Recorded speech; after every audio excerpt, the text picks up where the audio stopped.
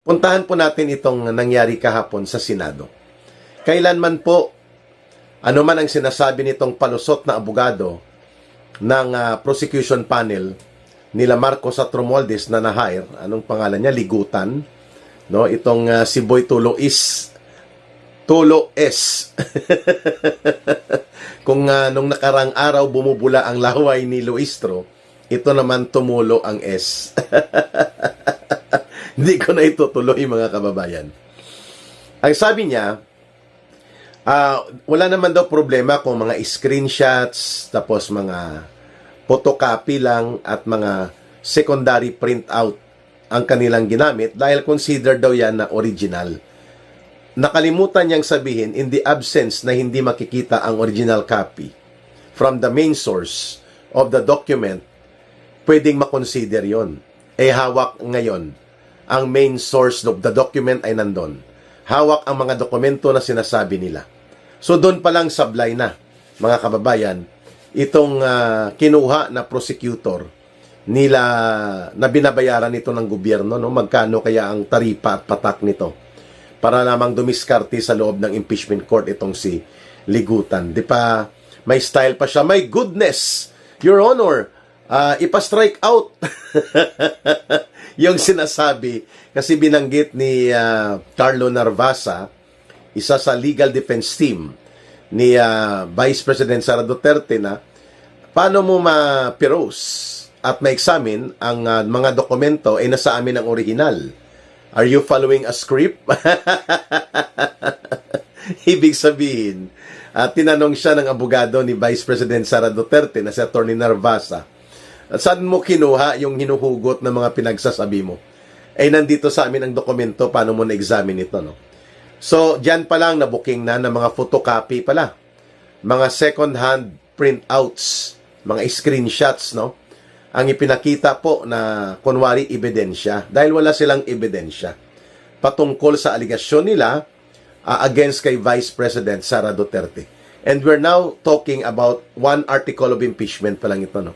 Tungkol ito sa grave threats na nangontrata di umano ng assassin si Vice President Sara Duterte at gumawa ng threats ng pagpatay laban kay Martin Romualdez, kay Lisa Araneta Marcos at kay Bongbong Marcos Jr. Ang tanong sa mga hindi abogado, ang sabi ng mga abogado sa mga hindi abogado, paano naging impeachable offense yan? Saan yan papasok? Culpable violation of the Constitution? Betrayal of public trust, graft and corruption, treason. Talagang pinipilit at pinipilitpit nila, no? At ginagamit itong agent ng NBI na si Macalilong, no? Mark Macalilong. Sinabi ko na kanina, parang siya ang nakatoka para magsampa ng mga reklamo at maging witness o complainant laban sa mga political opposition figures, no? Pero maganda po at nakita natin kahapon sa simula pa lang ng pagpresenta ng unang witness ay butata na kaagad itong prosecution against kay Sara Duterte. Una, wala silang mga original evidence na maipresent, kaya nag-produce sila ng mga second-hand printouts, screenshots, photocopy. Sa rules of evidence po, according sa mga abogado, questionable yan. Kasi pwedeng yan ay tampered at hindi authenticated. At pwede po yan ay na-manipulate. Lalo na kung nandyan ang original na source of the document at original copy of the document. So paano maging original ang photocopy? Sige nga, Attorney Ligutan. Tinawag nga yan na photocopy. So paano mo tinawag na original? Pag nag-travel tayo abroad, ipotocopy na lang natin ang ating passport at mga visa, dahil pwede naman pala, sabi ni Attorney Ligutan, itong Boy Tulo S na nagtumulo ang S, no? Sa kai-English niya sa impeachment court. Paano magiging katanggap-tanggap ang photocopy na maging original? Sige nga, saan mo kinuha at tinugot ang doktrina na yan? Halimbawa, mag-travel kami abroad, ipotocopy lang namin ang aming mga passport, and then sasabihin namin sa immigration officer, sa airport authorities na original po yan, sir. Pero photocopy, kita-kita. Sabihin, at kapag hinuli kami, ituturo ka namin na Attorney Ligutan na si Attorney Ligutan po ay nagbuo ng bagong doktrina. Ang photocopy ay original. Katawa-tawa, no? Pero ito ay pagpapakita ng katotohanan that indeed, kulang o walang ebidensya, pinilit at talagang may script kung papaano po umatake ng propaganda laban kay Vice President Sara Duterte. Yun pa lang, supalpal na mga kababayan, ano? First witness, black eye kaagad. Ang mga ebidensya nila ay questionable. At mayroon pa tayong natanggap na impormasyon na itong agent ng NBI na ito ay may kinasasangkutan na reklamo, no? Lumabas sa Facebook pages at mga social media posts na may hinuli ito, walang court order of arrest o walang arrest warrant at wala ding maipakita na valid basis bakit niya hinuli itong tao at ngayon ay lumalabas sa social media which is tantamount to abduction or illegal detention, no? At ito ay question pa dahil kumalat ito kagabi, last night, sa social media. So there is a semblance of a pattern dito sa agent ng NBI na ito na parang diskartidor nga, mga kababayan. So, hindi pa ito na cross-examine ng defense lawyers ng defense team ni Vice President Sara Duterte. Paano na lang kung i-cross-examine ito ng mga abogado, no? Lalo na ni Attorney Sheila Sison, no? Ay baka mga tog ang tuhod nito at aminin talaga na sinusundan ko lang ang script. Hawak ko ang beat, hawak ko ang script. Mga kababayan. So, aside from the questionable existence ng kanilang ebidensya, photocopy na ginagawa at ini-insist ng mga abogado ni Marcos at Romualdez, sila naman talaga ang nagpapa-impeach dito kay Sara Duterte na original daw ang photocopy, doon palang black eye na paano naging original ang photocopy? Nandun ang original document. So, walang pinagkaiba. Paano pag nag-photocopy ka, then i-reproduce mo ulit at magkaroon ka ng editing? Original pa rin yun, dahil sinasabi mong photocopy. Mali po yun, mga kababayan. At hindi ko po naririnig sa mga abogado na ang mga photocopy ay siya na ang standard ng documentary evidence presentation dahil considered na rin yan as original. Haha! Ganon ba? Hindi tingnan natin kung paano mag-rule dito ang Senado. Pangalawa, maliban po sa kulang at walang ebidensya, hinihilot na lang, ay nagsisinungaling pa itong mga abogado at mga testigo or unang testigo na naipresenta kahapon doon sa Senate Impeachment Court. Sapagkat malinaw naman po na hindi nila nakuha ang anumang komprehensibo na video na mayroong original copy. Siguro dito sa side nila Vice President Sara Duterte at gusto lang nila ipakita ang at least 2 minute or 2 minutes na haba ng clip, no? Na tinanong nga yan ni Senator Alan Peter Cayetano, dapat makita ang buong video. Kung papayagan mang itong i-play, para maintindihan ano ang context, ano ang kinakalagyan ng mga binanggit o mga lumabas sa video, para mapagdugtong-dugtong at mapagtagni-tagni ang mga pangyayari batay doon sa buong video. Ngayon, kung hindi pala yan ipapakita ang buong video, pwedeng i-oppose yan kasi that is tantamount to editing. Ini-edit mo lang pala ang ipapakita mo eh. So unfair yan sa akusado na kukuha ka doon ng isang video clip at hindi sigurado na yon ang buong video na yon ay nakapaloob ang pahayag at ang konteksto ng mga sinabi at mga pangyayari doon at gagamitin mong ebidensya. That is unfair. That is procedurally erroneous. Kung gusto mo i-present ang buong video, i-present mo siya as buong video. Dahil open court session yan ang impeachment court. So, hindi yan kaagad makita at maunawaan ang buong konteksto at kalagayan ng mga binabanggit na pag-aakusa o aligasyon laban kay Vice President Sara Duterte kung hindi po maipakita ang buong video na yan. So I think baka hindi nga yan mapapayagan na 2 minutes lang. Dapat buong konteksto ng video. So, mga kababayan, dalawang black eye na yun. Ano? Unang black eye, photocopy, second-hand printout, screenshots printed, at hindi original documents ang hawak ng mga prosecution panel at ng taga-NBI. At na-question pa ang integridad ng documentary evidence presented dahil nandun ang basic main original document or the original copy, the original print of the document. Nandun po sa master source. Ayun, pangalawa, mayroon pong question tungkol dito sa pagkakaroon ng sinasabi natin questionable na personalidad nitong witness nila. Hindi pa ito na bring up, no? Pero kumakalat na last night, sabi ko nga kanina sa mga video or sa mga social media na nai-involve ito sa questionable na mga operations. Accordingly to the source, yung paghuli o pagbibigay ng mga kaso na questionable ang pamamaraan. Yan po ang personalidad na ito ni John Mark Calilong ay kumakalat ngayon sa social media.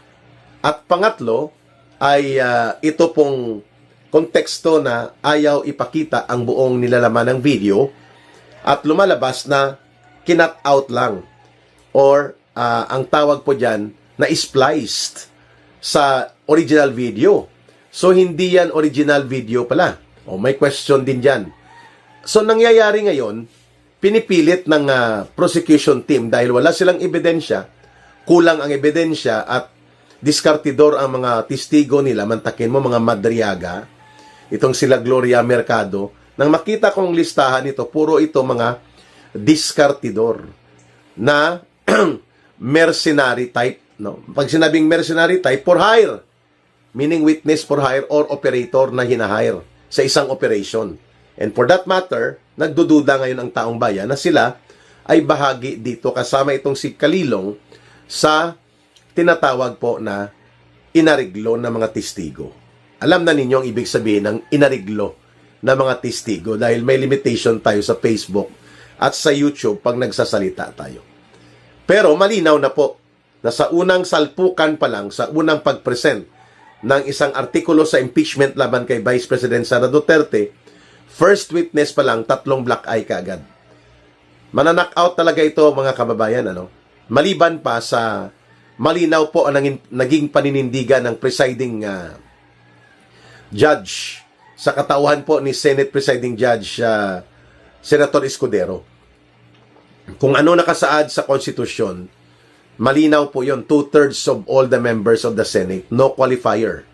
Hindi po sinabi at hindi nakasulat sa konstitusyon na 2/3 of all the members of the Senate present in the impeachment court.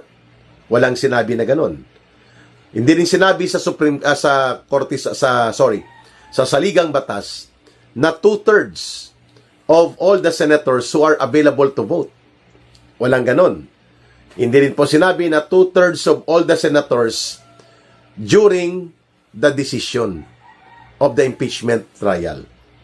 Walang ganon. Ang nakalagay lang, 2/3 of all the members of the Senate. That means 24 po ang members ng Senado. Maliban na lang kung may namatay, mamamatay along the trial, may mag-resign, may ma-expel, at may mako-convict with finality of decision. Wala pong ganon. Na ang penalty is removal from office. Walang ganon.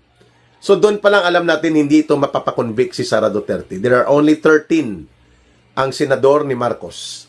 At sa 13 na yan, hindi pa siya sigurado na boboto ang lahat ng yes to the conviction of Sara Duterte. Sigurado tayo na dito sa kabila may 8 kasi ipinakulong nila si Senator Marcoleta at pati na rin po si Senator Jinggoy Estrada. Pero that is still a question. That is still a question. Kasi pwedeng umangat yan papuntang Korte Suprema at idulog ang karapatan ng 2 senador na ito na makilahok at maging bahagi po ng impeachment trial at ng impeachment decision-making process. Sa napakahalagang importanteng kalagayang ito na may impeachment trial sa Senate Impeachment Court. Kung hindi yan mapapayagan sa Sandigan Bayan, aabot pa yan posible sa Korte Suprema. Mga kababayan. But nonetheless, it is very clear in the letters of the Constitution, 2/3 of all the members of the Senate at si Senator Marcoleta, si Senator Bato de la Rosa, at si Senator Jinggoy Estrada remain to be members of the Senate until 2028 or otherwise. Ayun. So, interesting mga kababayan. Sa unang araw, si Girl Tulo Laway, o Bula Laway, ngayon si Boy Tulo S. Yung mga abogado ni Marcos at Romualdez. No? Tinatawag ko itong mga abogado ni Marcos at Romualdez kasi they were hired. They were paid to do the operations of impeachment attack at the impeachment court sa Senado, itong House Prosecution Panel at itong mga private prosecutors nila. Ano pang tawag dyan? Hindi. Mga abogado ni Marcos at ni Romualdez. O, ayun. Sa unang salpukan, 2 araw talo sa motion na ipa-compel, no, itong si Lorna Capunan, nag-move pa na since nandyan na daw sa loob ng Senado, sa building, si Vice President Sara Duterte, nagtanong siya kung pwede na ba siya mapakumpel at mapa-attend bilang respondent to the case sa impeachment. Ang sagot ni Chis Escudero, yung Senate Impeachment Court presiding judge na senator, there is no rule or there are no rules na nagpapahintulot na i-mandatory compliance ang sinumang inaakusa, including the Vice President sa impeachment court sa Senado. Lalo na kung mayroon ng designated and official representation in her behalf, for that matter, kay Vice President, through her counsels sa kanyang mga abogado. Ano pang hinahanap ni Lorna Capunan para ipahiya, para magmudlo-mudlo ng mata, to gold, para gulat-gulatin si Vice President Sara Duterte? Hindi naman ninyo magugulat yun, ano? So, tinabla ang mga palusot sana na diskarte ng prosecution panel kagaya ni Lorna Capunan. No? At tinabla din po ang kahapon, the other day, pinabalik na ang mga BIR box na yon or BIR box na naglalaman ng mga confidential BIR and tax information regarding kay Vice President Sara Duterte at sa kanyang asawa dahil wala pong court order na nagpapahintulot na pakialaman ang mga matters of confidential and privacy of data protection. Ayun, pinabalik na. Knockout din yun. Unless the court, in accordance to the law of data privacy protection, ay magkakaroon ng subpoena doses tecum later. Meaning to say, ipapatawag itong mga dokumento muli, ipabalik. And knockout din ang pag-require na mag-arraignment pa si Vice President Sara Duterte.